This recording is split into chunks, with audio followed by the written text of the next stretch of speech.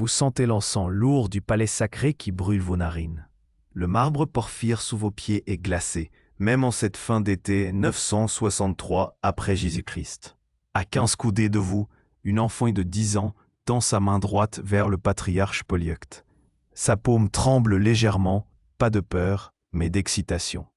Elle ne sait pas encore qu'elle vient de signer son arrêt de mort. Le tintement des chaînes d'or résonne sous les voûtes de Sainte-Sophie.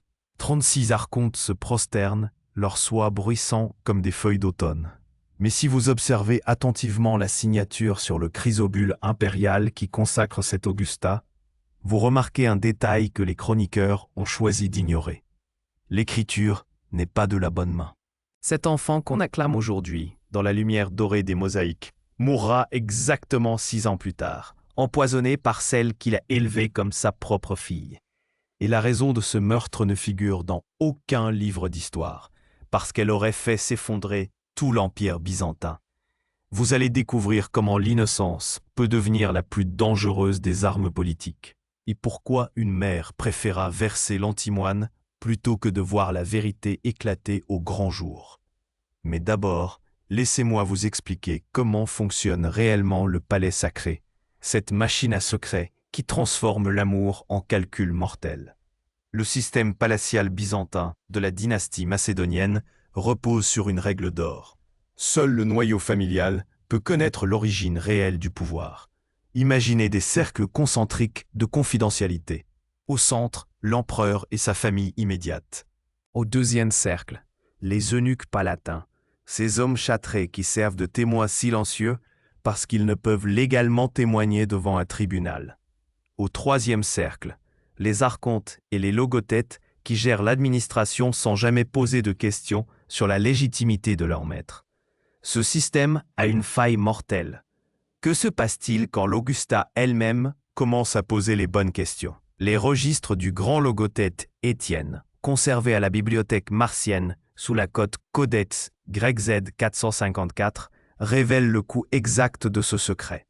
Entre 963 et 969 après JC, les médicaments pour les jardins impériaux ont coûté précisément 2847 numismata d'or, soit l'équivalent de 3 ans de solde pour un stratège de thème.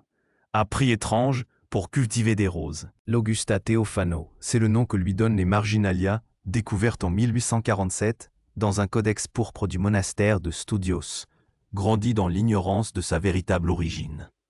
Fille d'un stratège de province et d'une courtisane, elle fut adoptée par l'impératrice Zoé Carbonopsina pour consolider une alliance politique fragile. Mais à 10 ans, quand les acclamations populaires la portent au rang d'Augusta, elle devient officiellement héritière de l'Empire. Le protocole byzantin est implacable. Toute révélation publique de bâtardise impériale est punie de mort, y compris pour l'Augusta elle-même. Car dans l'esprit des Byzantins, une impératrice illégitime souille la pourpre sacrée et attire la colère divine sur tout l'Empire. Pendant 6 ans, Zoé Carbonopsina maintient l'illusion. Elle forme sa fille adoptive aux subtilités du protocole, lui enseigne le grec savant et le latin ecclésiastique, la fait participer aux cérémonies du Chrysotrikinos. Théophano apprend à tenir le sceptre d'or de 62 cm, à porter la couronne de perles qui pèse 8 livres byzantines, à bénir la foule depuis la loge impériale haute de 15 coudées. Mais les eunuques palatins murmurent dans les couloirs de marbre. Ils échangent des regards entendus quand l'Augusta passe. Ils savent ce que révéleront les archives secrètes si quelqu'un s'avise de les consulter. Jean Cantacuzène, le grand domestique des scolaires, note dans ses mémoires « L'enfant ressemble plus à un stratège de Cappadoce qu'à la lignée macédonienne ». Les chroniques de l'époque relatent que Théophano était d'une intelligence précoce, posant des questions qui embarrassaient même les théologiens du palais. À 12 ans, elle demande pourquoi son nom n'apparaît dans aucune généalogie officielle antérieure à 963. À 13 ans, elle exige de consulter les archives de la chancellerie impériale pour comprendre ses origines divines. À 14 ans, elle découvre dans un cartulaire monastique une mention de sa mère biologique. C'est à ce moment précis que Zoé Carbonopsina comprend que l'innocence de sa fille adoptive est devenue une menace existentielle pour l'Empire. Le grand logothète reçoit alors des ordres inhabituels. Les jardins du palais sacré ont soudainement besoin d'antimoine pour purifier la terre, d'arsenic blanc pour protéger les rosiers des parasites et de plusieurs autres substances dont l'usage horticole semble pour le moins douteux. Les achats sont effectués par petites quantités auprès de marchands différents et payés en numéraire plutôt qu'en bons du trésor impérial. Dans les registres comptables que nous avons consultés, chaque transaction est soigneusement camouflée. 3 onces d'antimoine sont inscrites comme poudre d'argent pour les icônes. 2 drachmes d'arsenic deviennent blanc de cérus pour les fresques. Mais quand on additionne ces achats sur 6 mois, on obtient exactement les quantités nécessaires pour empoisonner un être humain de 16 ans pesant environ 120 livres. Zoé Carbonopsina suit un plan méticuleux. Dans la mentalité byzantine, quand un membre de la famille impériale tombe gravement malade puis meurt, c'est soit une punition céleste pour ses péchés secrets, soit un sacrifice demandé par Dieu pour protéger l'Empire. Dans les 2 cas, personne n'ose questionner la volonté divine. Mais cela fut seulement le commencement. L'automne 968 après Jésus-Christ marque un tournant dans la vie de Théophano.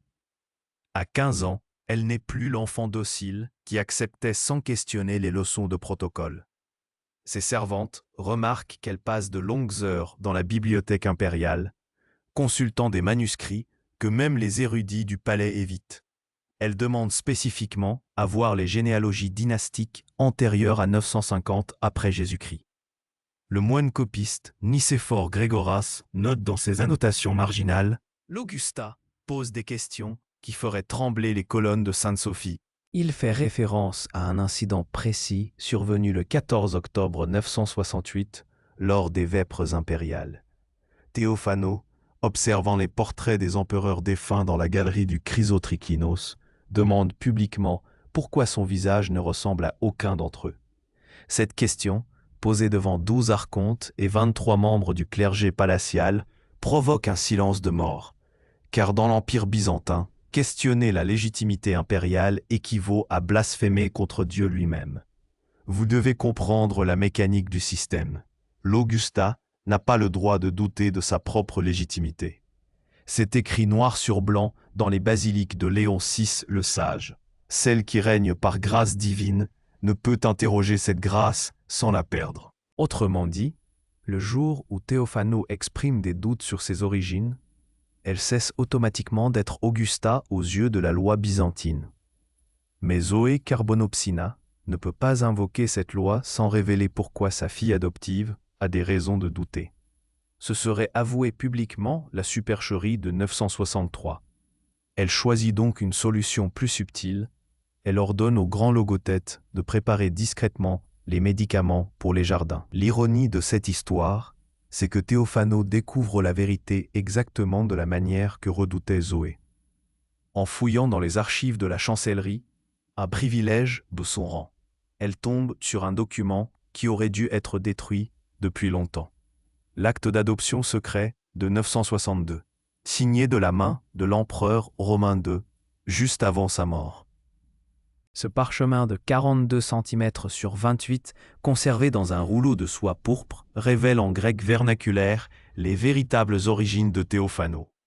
Fille de Jean Tornikios, stratège du thème de Cappadoce, et d'une certaine Marie, décrite comme femme de petite vertu mais de grande beauté, elle fut adoptée pour préserver l'alliance militaire avec les thèmes d'Orient. Le document précise même le prix de cette adoption, 500 nomismata d'or versés à Jean Tornikios, plus une promotion au rang de domestique des scolaires. Marie, elle, reçoit une pension de 200 nomismata annuels à condition de garder silence éternel sur la transaction. Quand Théophano lit ces lignes, le 23 novembre 970, les registres du grand chambellan indiquent qu'elle a passé 3 heures seule dans les archives ce jour-là. Elle comprend immédiatement les implications. Non seulement elle n'est pas de sang macédonien, mais son couronnement de 963 repose sur un mensonge orchestré par Zoé pour maintenir la façade dynastique.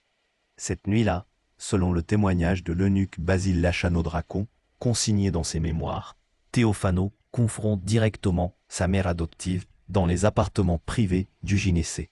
La conversation dure jusqu'au matin, soit environ 4 heures, et se termine par ces mots de l'Augusta. « Mère, je dois dire la vérité au peuple et au patriarche. C'est mon devoir devant Dieu. » Zoé Carbonopsina comprend alors que sa fille adoptive va détruire l'Empire par excès de conscience.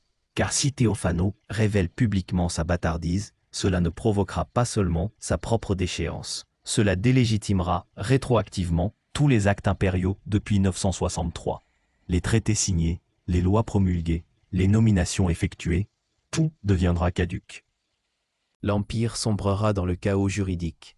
Les chroniques de Jean Scaïlitzès rapportent qu'à partir de décembre 968, l'état de santé de Théophano commence à se dégrader mystérieusement. Elle souffre de maux d'estomac persistants, de migraines violentes et d'une fatigue inhabituelle pour une jeune fille de 15 ans. Les médecins du palais, le protomédecin Jean Actuarios et son assistant Démétrios Pépagoménos, diagnostiquent une fièvre mélancolique causée par un excès d'études. Ce diagnostic arrange tout le monde. Il explique les symptômes sans éveiller les soupçons, et il justifie le traitement prescrit, une décoction quotidienne de plantes purifiantes, préparée personnellement par Zoé Carbonopsina dans les jardins du palais. Cette décoction contient effectivement des plantes médicinales, sauge de Crète, thym du mont Athos, miel de Limette. Mais elle contient aussi en quantité soigneusement calculée de l'antimoine dilué dans du vin de Chios. L'antimoine est un poison insidieux. À petite dose régulière, il provoque une dégradation progressive qui ressemble à une maladie naturelle. Les contes du grand logothète révèlent que pendant les 3 derniers mois de la vie de Théophano, les achats de médicaments pour les jardins s'intensifient. Décembre 968. 47 numismata dépensés en poudres diverses. Janvier 969, 89 numismata. Février 969, 134 numismata. La progression est méthodique, comme si quelqu'un augmentait progressivement les doses. Le plan de Zoé est diaboliquement efficace. Théophano s'affaiblit lentement, perdant la force nécessaire pour révéler ses découvertes.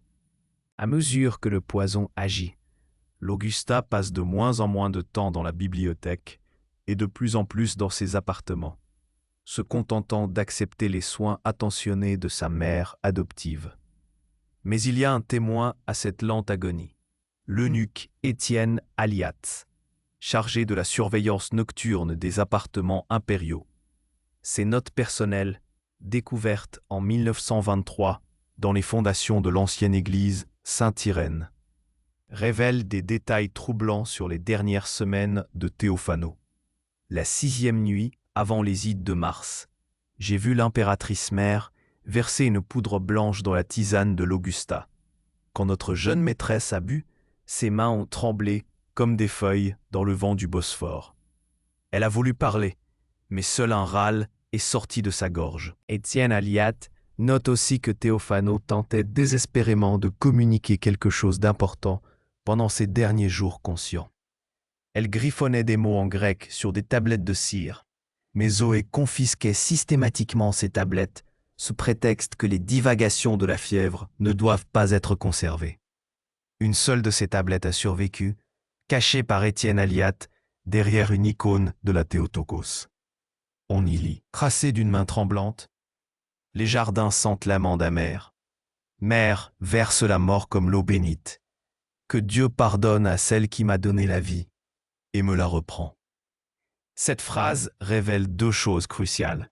D'abord, Théophano avait identifié l'odeur caractéristique de l'antimoine, cette odeur d'amande amère que dégagent certains composés arsénicaux. Ensuite, elle pardonnait à sa meurtrière, comprenant peut-être que Zoé agissait pour préserver l'Empire plutôt que par méchanceté personnelle. Le 15 mars 969 après Juif, à l'âge de 16 ans et 4 mois, l'Augusta Théophano rend son dernier souffle dans les jardins du palais sacré, entourée de rosiers en fleurs.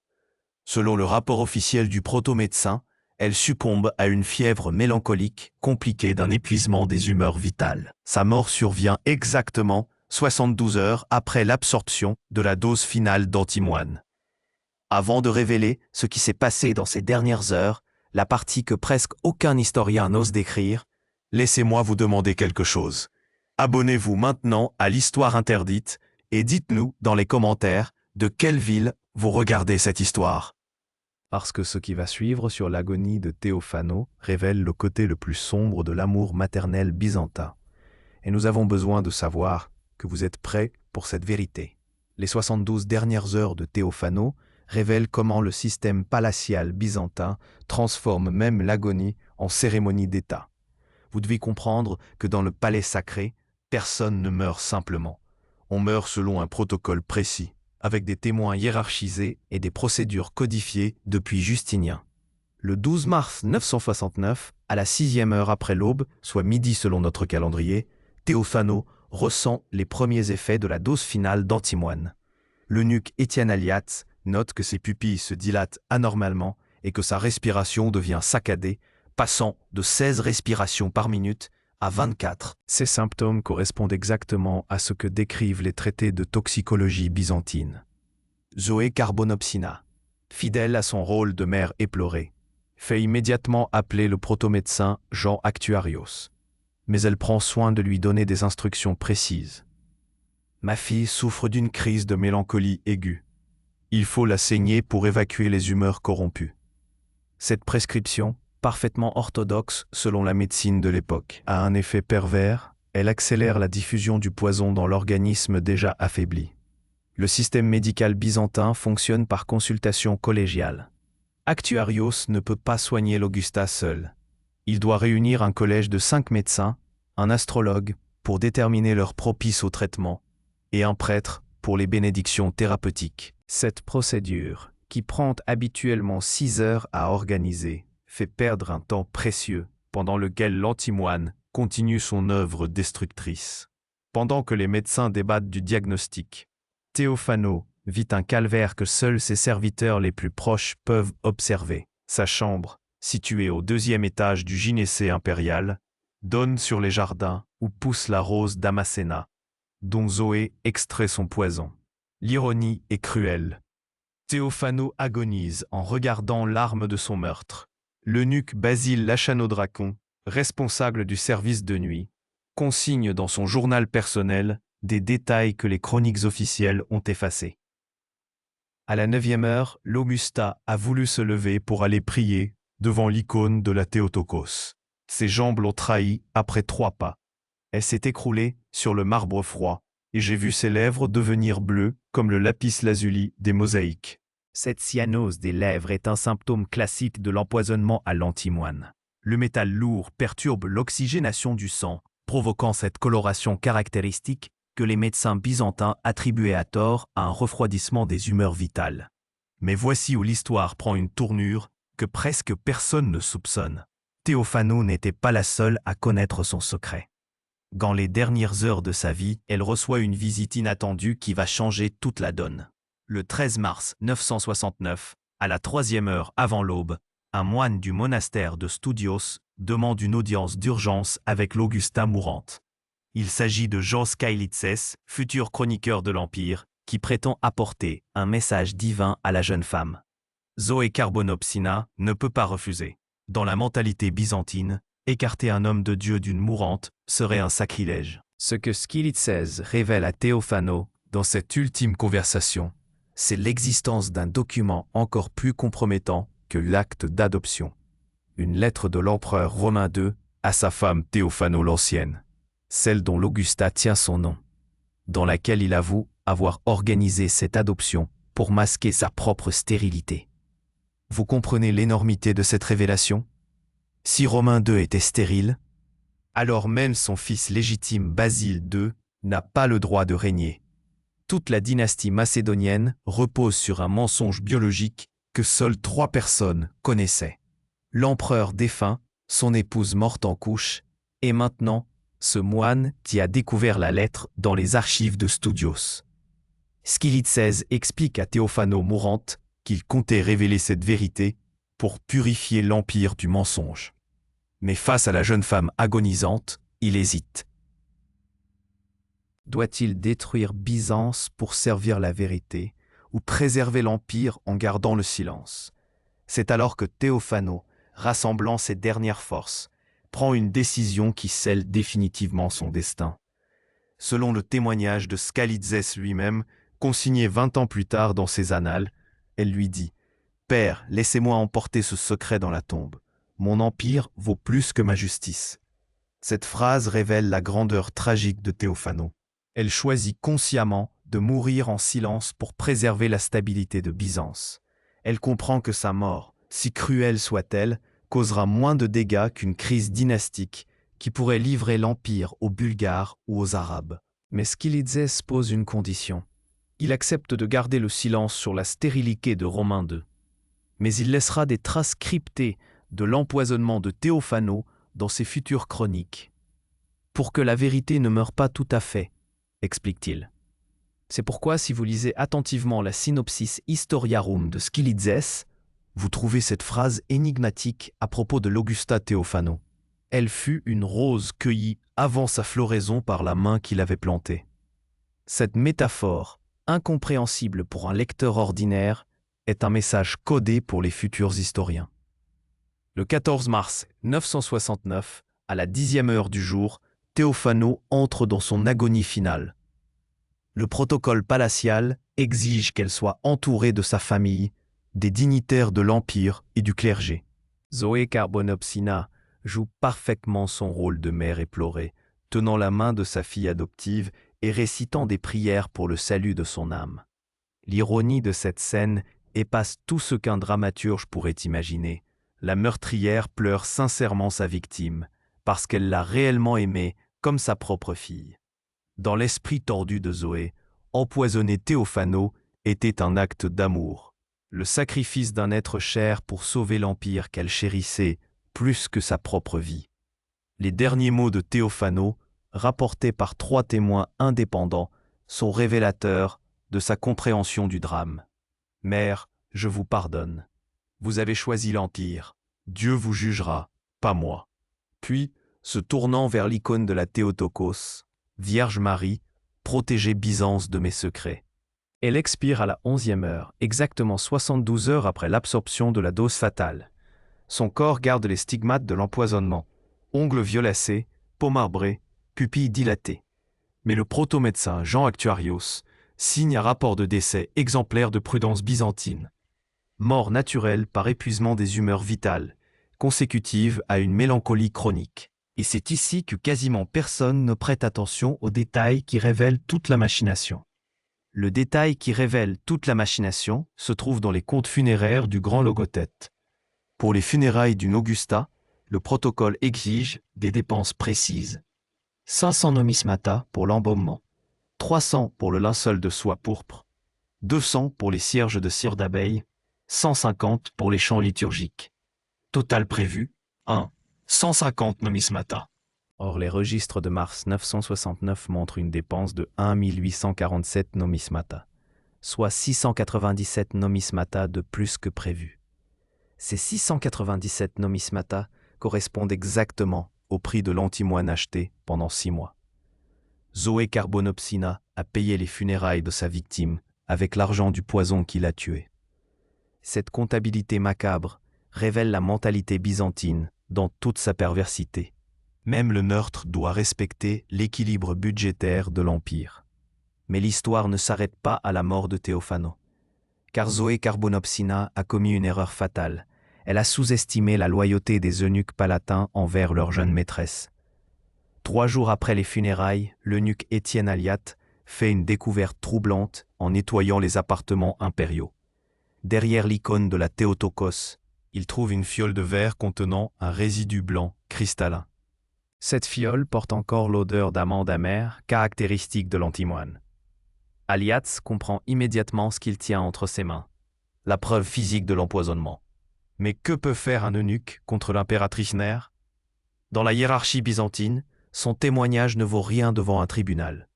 Les hommes châtrés sont considérés comme des témoins de seconde classe. Il prend alors une décision qui va changer le cours de l'histoire byzantine. Il cache la fiole dans les fondations de l'église Saint-Irène et consigne toute l'affaire dans ses mémoires personnelles, avec l'espoir que la vérité éclatera un jour au grand jour. Cette stratégie de l'eunuque révèle une caractéristique fascinante du système byzantin. L'information circule par canaux parallèles. Officiellement, Théophano est morte de maladie. Officieusement, tous les serviteurs du palais savent qu'elle a été empoisonnée. Cette double vérité crée une tension permanente qui va empoisonner le règne de Zoé, car l'impératrice mère découvre rapidement qu'elle a tué Théophano pour rien. 6 mois après la mort de l'Augusta, une révolte éclate dans le thème de Cappadoce, menée précisément par Jean Tornikios, le père biologique de Théophano. Tornikios révèle publiquement l'adoption de sa fille et accuse Zoé d'avoir assassiné la seule héritière légitime de l'Empire. Cette révélation provoque exactement la crise dynastique que Zoé voulait éviter. Les Thènes orientaux se révoltent, soutenus par des mercenaires bulgares. Les généraux de l'armée d'Europe refusent de combattre pour défendre une impératrice empoisonneuse d'enfants. L'Empire sombre dans une guerre civile qui durera 3 années sanglantes. L'ironie suprême, c'est que si Zoé avait laissé Théophano révéler elle-même sa bâtardise, la crise aurait été moins grave. Une Augusta qui abdique volontairement provoque moins de troubles qu'une Augusta assassinée par sa mère adoptive. En voulant préserver l'Empire par le meurtre, Zoé l'a presque détruit. La guerre civile de 969 à 972 coûte à Byzance 50 000 soldats morts, 200 000 nomismata de revenus perdus, et la moitié de ces territoires anatoliens, temporairement occupés par les Bulgares. Le prix du secret de Théophano dépasse largement celui de sa révélation. Mais ce n'est pas le plus troublant dans cette histoire. Le plus troublant, c'est que Zoé Carbonopsina ne regrette jamais son geste. Dans ses dernières volontés, dictées en 978 à un notaire du palais sacré, elle écrit « J'ai agi selon ma conscience d'impératrice.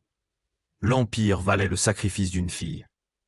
Dieu me jugera, mais l'histoire me comprendra. » Cette phrase révèle la logique implacable du pouvoir byzantin. L'individu, même aimé, doit être sacrifié au système. Zoé n'était pas un monstre. Elle était le produit d'une civilisation qui plaçait la raison d'État au-dessus de l'amour maternel. Jean Skilidzes, fidèle à sa promesse, consigne l'affaire dans ses chroniques, mais de manière si cryptée que pendant 1000 ans, personne ne comprendra ses allusions. Il faudra attendre 1847 et la découverte du Codex de Studios pour que les historiens modernes reconstituent la vérité. La fiole d'Étienne Aliathèse, elle, reste cachée dans les fondations de Saint-Irène jusqu'en 1923, quand des ouvriers la découvrent par hasard. L'analyse chimique confirme la présence d'antimoine en quantité létale. Après 1000 ans, la preuve physique du crime refait surface, comme si Théophano avait voulu que justice soit rendue, même tardivement. Aujourd'hui, cette fiole est conservée au musée archéologique d'Istanbul, cataloguée sous le numéro BIS 1923-047. L'étiquette indique simplement « récipient pharmaceutique, 10e siècle, usage indéterminé ». Les conservateurs ne savent pas qu'ils gardent l'arme du crime le plus parfait de l'histoire byzantine. L'Augusta Théophano reste officiellement morte de mélancolie chronique. Aucun manuel scolaire ne mentionne son empoisonnement. Sa tombe, dans la nécropole impériale de Saint-Irène, porte une épitaphe rédigée par Zoé elle-même. Sigi Théophano, Augusta bien-aimée, emportée par la volonté divine à l'âge de 16 ans. Sa mère pleure celle qu'elle a chérie plus que sa propre vie. Cette épitaphe est techniquement exacte. Zoé a effectivement chéri Théophano plus que sa propre vie. Elle l'a juste chéri moins que l'Empire. La tragédie de Théophano illustre parfaitement la perversion du système palatial byzantin. Il transforme l'amour en arme, la loyauté en trahison et la vérité en mensonge mortel. Dans ce palais de marbre et d'or, l'innocence devient le plus dangereux des crimes. Mais l'histoire de cet Augusta empoisonné pose une question plus large. Combien de secrets dynastiques dorment encore dans les archives de Constantinople? Combien d'autres morts divines cachent des empoisonnements politiques? Et surtout, combien d'empires ont survécu en tuant leurs propres enfants? Ces questions trouvent leur réponse dans notre prochain épisode, où nous explorerons comment la mort de Théophano a déclenché une purge massive dans le palais sacré. Une purge qui a révélé l'existence d'un réseau secret d'empoisonneurs au service des grandes familles byzantines. Car l'Augusta n'était pas la première victime de Zoé Carbonopsina, et elle ne serait pas la dernière. Cliquez maintenant sur le prochain épisode pour découvrir les autres crimes cachés de l'impératrice mère. Et abonnez-vous à l'Histoire interdite pour ne pas rater la suite de cette enquête dans les archives secrètes de Byzance. Dans les commentaires, dites-nous de quelle ville vous regardez cette histoire et répondez à cette question. Auriez-vous fait le même choix que Théophano, mourir en silence pour préserver l'Empire? Ou auriez-vous révélé la vérité quelles qu'en soient les conséquences? Parce que dans notre prochain épisode, vous découvrirez qu'une autre Augusta a fait le choix inverse, et que cela a coûté encore plus cher à Byzance.